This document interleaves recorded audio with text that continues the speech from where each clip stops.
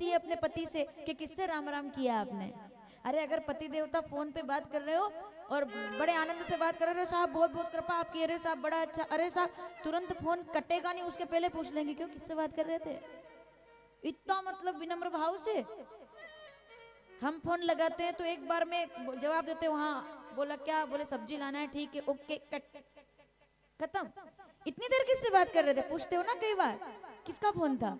तो फोन पे आप पूछ सकते हो। तो माता सती तो दशा देख रही है, शंकर जी जा रहे हैं पत्नी के साथ और पलट पलट के देख रहे हैं, और क्या क्या आप समझे नहीं। देखना बात बड़ी नहीं है, आंखों में आंसू है भोलेनाथ के, सजल नेत्रों से पुनि पुनि पुलकित कृपा निकेता, बार बार प्रणाम करते हैं, फिर चलते हैं, फिर मतलब मन कर रहा है कि जाकर पैर पकड़ लूं, लेकिन मजबूरी है, विवशता है, क्योंकि लीला चल रही है। तो बार बार आहा क्या बात है, तुलसी दर्शन लोभ मन डरु लोचन लालची। शंकर जी उस एक समय में लोभी भी बन गए, लालची भी बन गए और जिज्ञासु बन गए।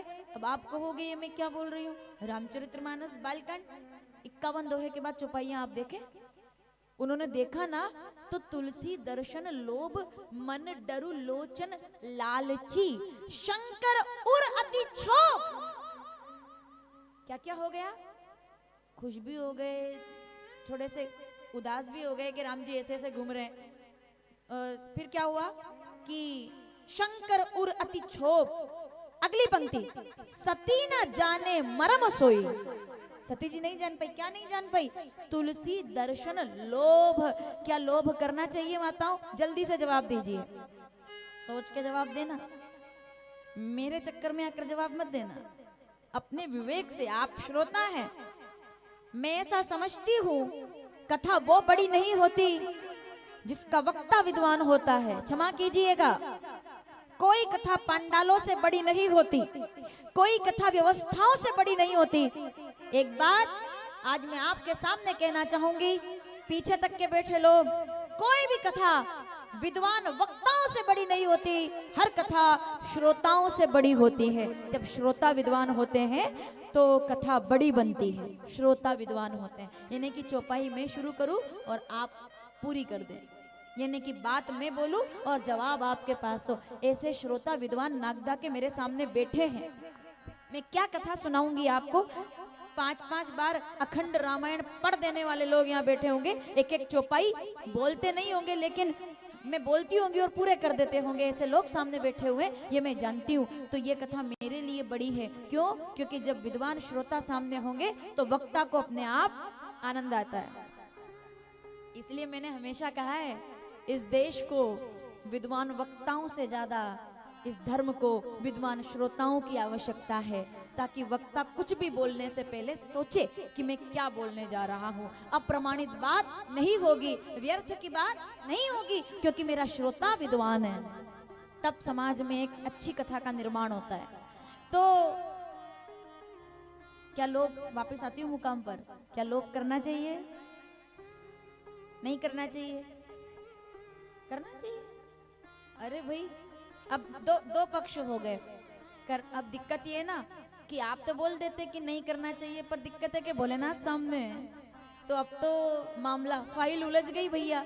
अब चलो इसको थोड़ा सुलझाते हैं। धन का लोभ नहीं करना चाहिए, दोनों पक्ष का बराबर मामला कर देते हैं, क्योंकि ये हमारा तुला, कल वाला तुला दान चल रहा है।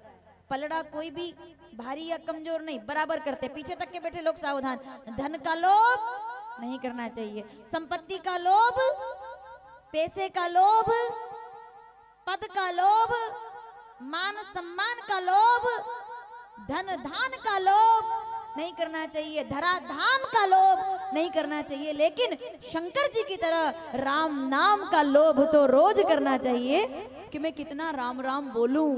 राम राम बोलिए मेरे साथ, राम राम राम। किसी ने कितनी प्रॉपर्टी कमाई, कोई उसका बखान करता है, और कोई ये कहता है, अरे मैंने तो अयोध्या के 4 बार दर्शन कर लिए। कोई ऐसा बोलता है, मैं तो खाटू श्याम 15 बार जाके आ गया। ये क्या है? कोई व्यक्ति धन का प्रदर्शन करता है, वो पापी कहलाएगा। लेकिन आप अपने तीर्थाटन के बारे में बात करेंगे तो आप पुण्यात्मा बन जाते हैं। भाई मैंने पैसे नहीं कमाए, मैंने तीर्थ घूमे, मैंने राम राम बोला है। पहले तो अपनी बैंक चलती है राम नाम की, लिख लिख करके और जमा करो, लिख लिख के जमा करो। कोई पूछेगा ये लिख के जमा कर दोगे उससे क्या होगा? अरे भाई पैसा जमा करोगे तो लोक सुधरेगा, पर राम नाम जमा करोगे तो परलोक सुधरेगा। क्योंकि ये करेंसी उधर नहीं चलती। आप इंडियन रुपीस अगर सिंगापुर लेके जाओगे तो डॉलर में आपको दिल्ली में ही कन्वर्ट करना पड़ता है। दिल्ली में आप 50,000 दोगे तो वो आपको 10,000 उधर से जो डॉलर है वो देंगे।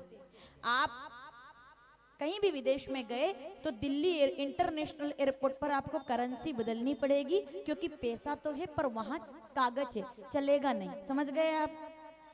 इतना पैसा देना होगा, वहां का पैसा मिलेगा, तब आप सरवाइव कर पाएंगे। बहुत सीधी सी बात है। जब यहाँ का पैसा 1,000 किलोमीटर भी आप जाओ या 10,000 किलोमीटर जाओ तो सिंगापुर में नहीं चलता, तो यहाँ का पैसा वहां कैसे चलेगा? ये सब तो छोड़ना पड़ेगा भाई।